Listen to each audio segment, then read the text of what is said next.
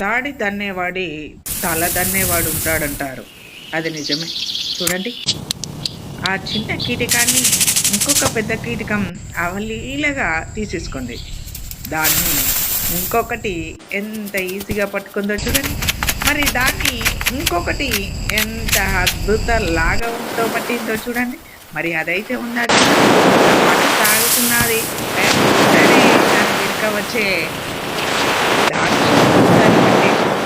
మరి దానికి శత్రువు లేకుండా ఉందా? చూద్దాం. ఉంది. వచ్చింది చూడండి. పట్టేస్తుంది. దాని శత్రువు దాన్ని ఈజీగా పట్టి ఎగిరేసుకెళ్ళింది. ఎందుకండి ఇంత అహంకారం?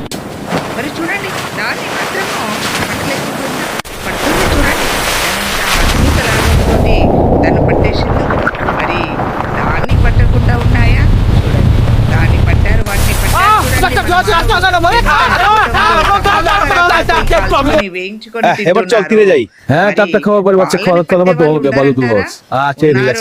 వెనుకనే పరిగెత్తుతున్నారు. ఒక్కసారి గమనించండి.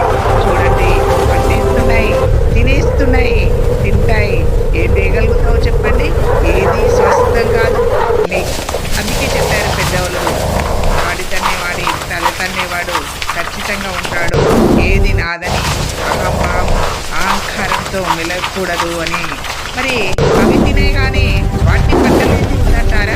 చూడండి, వచ్చేసింది, వాటిని కూడా పట్టేసి తినేసింది. మరి తని మాత్రం పెద్ద అదా కాదు కదా, తనని కూడా పట్టేసి తినేసే ఆ మొదటి వచ్చేసింది.